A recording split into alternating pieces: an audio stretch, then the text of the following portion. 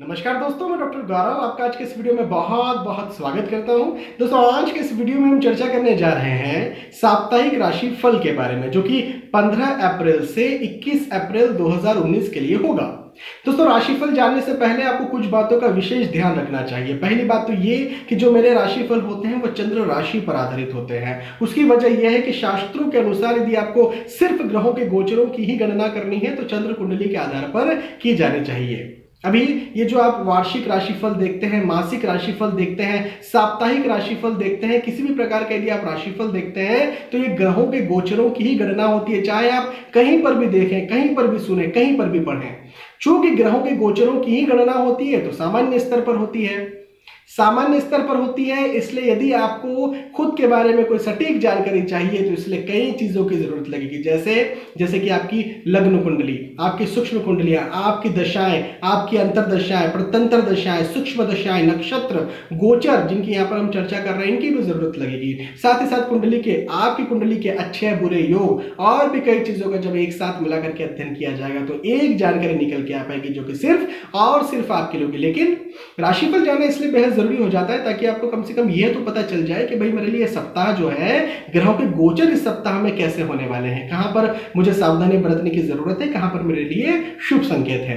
चलिए दोस्तों, राशिफल की शुरुआत करते हैं और जानते हैं आप कि मेष राशि से लेकर के मीन राशि के जो जातक हैं उनके लिए जो समय है, ये सप्ताह कैसा जाने वाला है। मेष राशि से सबसे पहले शुरुआत कर लेते हैं। आपको मैं ये बताना चाहूंगा, मेष राशि के जातकों को मैं ये बताना चाहूंगा कि वाहन से यहां पर कहीं ना कहीं हानि के योग बनते हुए नजर मुझे आ रहे हैं। यदि आप खुद वाहन चलाते हैं या फिर लंबी यात्रा आप कर रहे हैं खुद वाहन चला करके, या फिर वाहन नहीं भी चला रहे हैं, आप सड़क पर चल भी रहे हैं, तो वाहन से, सामने किसी और दूसरे के भी वाहन से, खुद के भी वाहन से आपको यहां पर बचना चाहिए।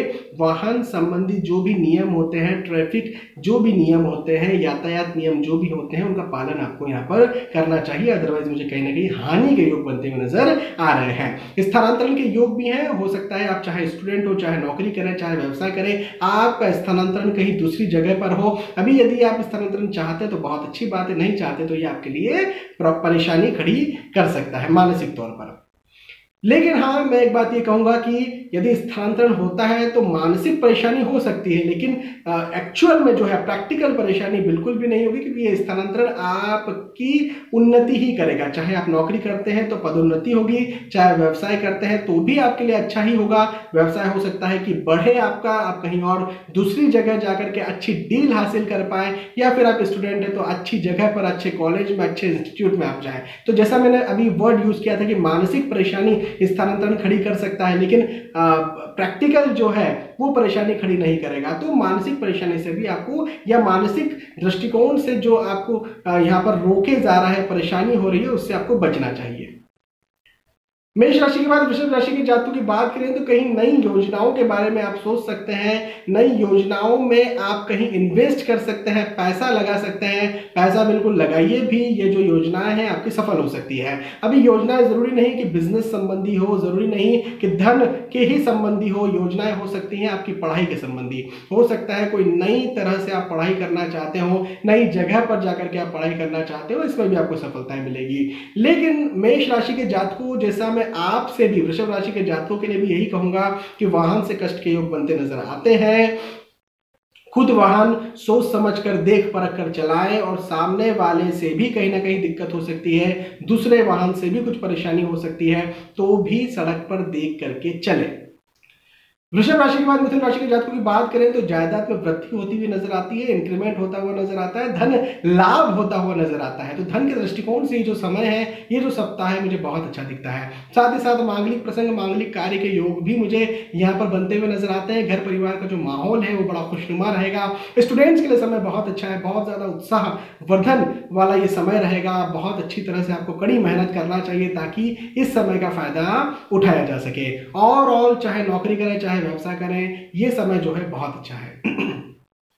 मिथुन राशि के बाद कर्क राशि के जातकों की बात करें तो कहीं रिस्की इन्वेस्टमेंट करते हैं, जैसे कि शेयर मार्केट में इन्वेस्ट किया आपने, तो ये इन्वेस्टमेंट आपके लिए बहुत अच्छा, बहुत फायदे का सौदा साबित हो सकता है। या भूमि में भी इन्वेस्ट किया जा सकता है, जो कि अगेन रिस्की इन्वेस्टमेंट होता है। तो ये आपके लिए बिल्कुल लाभकारी साबित हो सकता है। साथ ही साथ यश में वृद्धि आपकी होगी, प्रतिष्ठा में वृद्धि होगी, सम्मान में वृद्धि होगी, और मानसिक तौर पर आपको जो है मन में संतोष एक जो है बना रहेगा, उत्साह एक बना रहेगा। चाहे आप नौकरी करें, चाहे व्यवसाय करें, चाहे स्टूडेंट हो, मुझे चूंकि आपकी प्रतिष्ठा वृद्धि दिखती है, तो आप इन सभी क्षेत्रों में अच्छा परफॉर्म कर सकते हैं।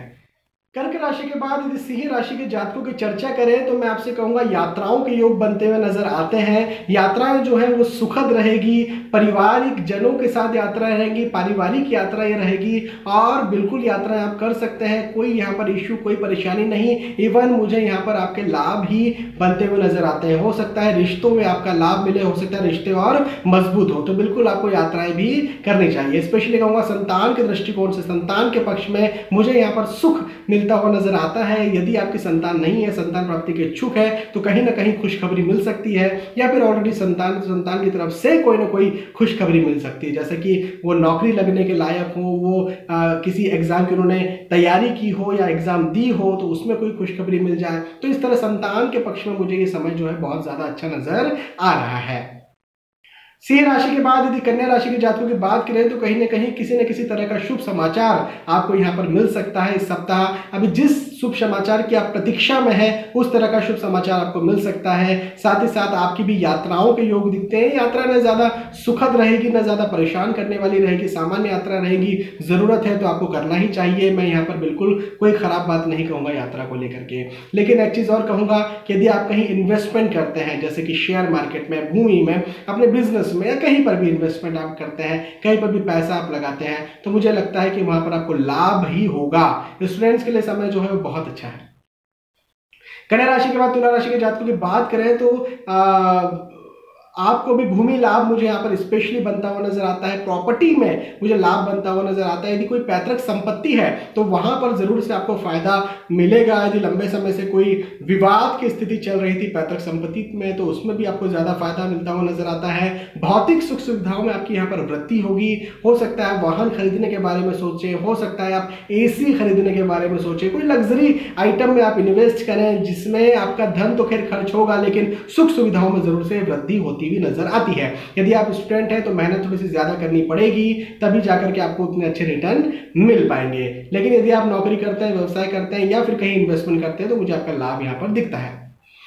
तुला राशि के बाद यदि हम बात करें वृश्चिक राशि के जातकों की, तो पदोन्नति के योग बनते हुए नजर आते हैं। मुझे आपके सम्मान प्राप्ति के, सम्मान में वृद्धि के, प्रतिष्ठा में वृद्धि के, यश में वृद्धि के योग बनते हुए नजर आते हैं। और जब मैं सम्मान वृद्धि और प्रतिष्ठा वृद्धि कहता हूं, तो आप समझ जाइए कि यदि आप स्टूडेंट हैं, आप नौकरी करें, चाहे व्यवसाय करें, आपका काम बहुत अच्छा चलेगा। भाई बहुत अच्छा चलेगा तभी तो प्रतिष्ठा में वृद्धि होगी ना। तो ओवरऑल आपके लिए ये जो सप्ताह है मुझे बहुत अच्छा, बहुत शानदार जाता हुआ नजर आ रहा है।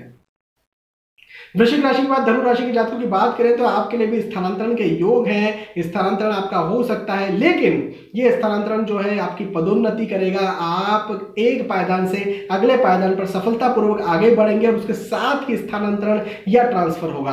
तो ये आपको सुख भी देने वाला ट्रांसफर होगा, इसमें कोई समस्या मैं नहीं देखता हूं। साथ ही साथ किसी न किसी तरह से सहयोग भी मिल सकता है। यदि आपको धन की जरूरत है तो धन आपको मिल सकता है। यदि आपको मानसिक सहयोग की जरूरत है तो वो आपको मिल सकता है। किसी भी तरह के सहयोग की यदि आपको जरूरत पड़ती है तो इस सप्ताह आपको भरपूर सहयोग भी मिलता रहेगा। साथ ही साथ मैं आपसे ये भी कहूं कि यदि आप नौकरी करते हैं, व्यवसाय करते हैं, चाहे स्टूडेंट हैं, तो भी आपके यहाँ पर लाभ के योग बनते हुए नजर आते हैं इस सप्ताह के लिए। धनु राशि के बाद मकर राशि के जातकों की बात करें तो मुझे आपका विवाद किसी न किसी से बनता हुआ नजर आता है। अभी ये विवाद आपके ऑफिस में, आपके कार्यालय में भी हो सकता है, आप जहां बिजनेस करते हैं वहां पर भी हो सकता है, और फिर साथ ही साथ अनफॉर्चुनेटली फैमिली में भी हो सकता है। ये विवाद आपको मानसिक तौर पर कष्ट तो देगा, लेकिन सिर दुखने जैसी समस्याएं, माइग्रेन जैसी समस्याओं को और पैदा करेगा, आंखों की संबंधी समस्याओं को भी पैदा करेगा।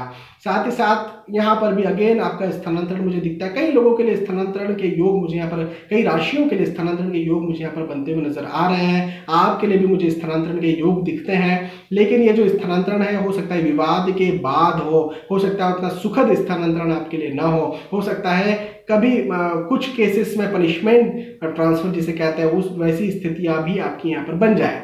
तो ऐसी स्थितियां बन सकती है इस सप्ताह के लिए। मकर राशि के बाद कुंभ राशि के जातकों की बात करें तो घर में कहीं ना कहीं कलह हो सकती है, तनाव हो सकता है, तनाव का माहौल रह सकता है, स्पेशली पारिवारिक सदस्यों के साथ रह सकता है। कई लंबे समय से कोई आपका पारिवारिक विवाद चल रहा था तो अभी और उभर के आ सकता है, जो कि आपको मानसिक तौर पर तकलीफ दे सकता है। फिलहाल तो उस पारिवारिक विवाद में कोई लाभ नहीं दिखता। उदाहरण के तौर पर कि यदि आप पैतृक संपत्ति को लेकर के विवाद कर रहे हैं या फिर किसी चीज को लेकर के विवाद कर रहे हैं, जो चीज आपको चाहिए, जो चीज आपको गेन करना है, तो ऐसे मुझे कोई योग नजर नहीं आते इस सप्ताह, लेकिन मानसिक तौर पर कष्ट जरूर से हो सकता है। साथ ही साथ यदि आप स्टूडेंट हैं तो कड़ी मेहनत आपको ज्यादा करनी पड़ेगी, तभी आपको सफलताएं मिल सकती है। आप चाहे नौकरी करते हैं चाहे व्यवसाय करते हैं, मेहनत आपको ज्यादा करनी पड़ेगी। कुंभ राशि के बाद यदि हम बात करें मीन राशि के जातकों की, तो नया विचार, नया कोई प्लान आप कर सकते हैं आगे के लिए, अपने भविष्य के लिए। हालांकि ये जो समय है, ये जो सप्ताह है, इसमें आप एग्जीक्यूट नहीं कर पाएंगे क्योंकि बहुत बहुत आसान सप्ताह नहीं है, लेकिन फिर भी आप अपने प्लान को, आप अपनी नई योजना को जो है साकार रूप देने के लिए मेहनत कड़ी कीजिए। इस सप्ताह नहीं, आने वाले वक्त में वो साकार हो सकता है और उसके पूरे पूरे चांसेस यहाँ पर बनते हुए नजर आ रहे हैं। ये सप्ताह ओवरऑल आपकी मेहनत पर डिपेंड रहेगा। आपको मेहनत ज्यादा करनी है, मेहनत जितनी करेंगे उससे थोड़ा सा कम रिजल्ट आपको मिलेगा, तो ज्यादा, बहुत ज्यादा मेहनत कीजिए। उदाहरण के तौर पर 150% मेहनत कीजिए, 100% आपको यहां पर मिल जाएगा। थोड़ी सी मेहनत ज्यादा करनी पड़ेगी, थोड़ा सा कम उससे आपको यहां पर मिलने के योग है। कार्य अधिकता या फिजूल की भागदौड़ आपको महसूस यहां पर हो सकती है। चाहे आप नौकरी करें, चाहे व्यवसाय करें, चाहे आप स्टूडेंट हो, मेहनत ज्यादा करनी पड़ेगी। मेहनत ज्यादा कीजिए और सफल होइए। तो दोस्तों यहाँ पर हमने बात की मेष राशि से लेकर के मीन राशि के जातकों की कि इनके लिए जो समय है, जो सप्ताह है, वो कैसा जाने वाला है। मुझे विश्वास है कि आपको ये बात समझ में आई होगी, आपको ये वीडियो पसंद आया होगा। यदि आपको वीडियो पसंद आता है तो प्लीज इसे लाइक करें, इसे शेयर भी करें ताकि दूसरे भी इस वीडियो का फायदा उठा सकें। दोस्तों आपने वीडियो देखा, बहुत बहुत धन्यवाद। आने वाले वीडियोस में, आने वाले एपिसोड्स में फिर मिलेंगे। तब तक के लिए मैं आपसे आज के इस वीडियो में विदा चाहूंगा। नमस्कार।